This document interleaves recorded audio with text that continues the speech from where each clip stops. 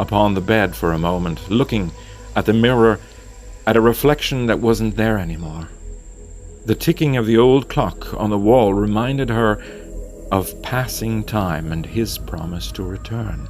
Him, her love, with a wooden stake in the Bible, her counterpart, just as real as her own reflection had been. He was out there now, screaming. She looked out, prompted by those screams, her white eyes now exempt of color, except for a dot in the middle and the ring around the invisible iris, the lines blood-red. She waited, listened, heard the shouts in the distance, and smiled. "John," she whispered, smiling, "you as well?" The howling of cries stopped dead, as if replying to her call. It was a sudden and wondrous reply. Then a slurping sound, luscious, slow, passionate, silent. For 1 minute or two, there was dead silence in her world. Not even the wind whistled. Just the rustling of trees in the forest could be detected. Lena waited for the silence to end. Was the creature transforming?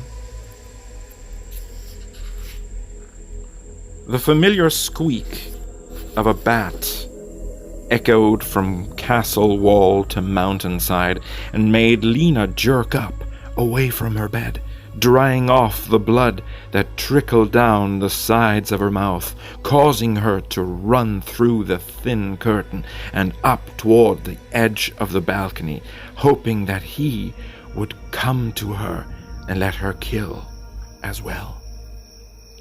He had now made John one of his disciples. Her and John and her, riding the wind, they could now kill together like him, the Master.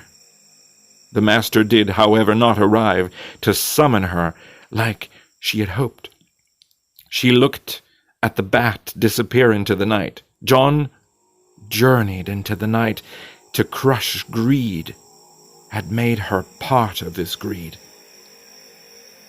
Her and him, and unpredictability. "I will not wait for you, Master, for you will not come.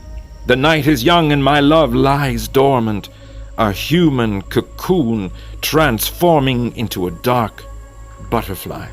Let me copulate with this new butterfly when it slips out."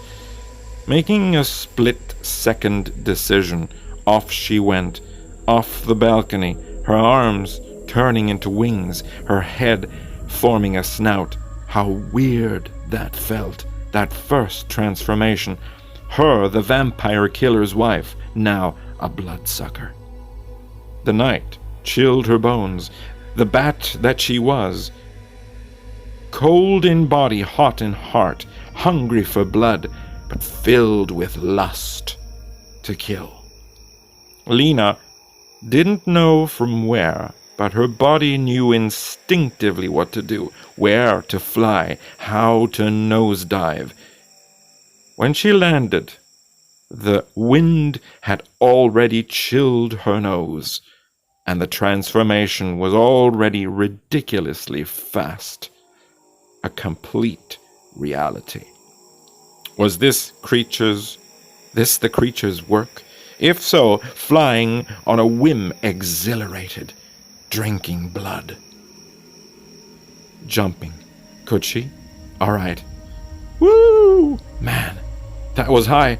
She landed with utmost precision, a few yards away from the original spot, lit by an angry full moon, where she suddenly discovered passion again. Passion lay there, immobile, familiarly, sensually luscious black hair, cute nostrils, the first droplets of transformation blood trickling down his mouth toward the hard ground.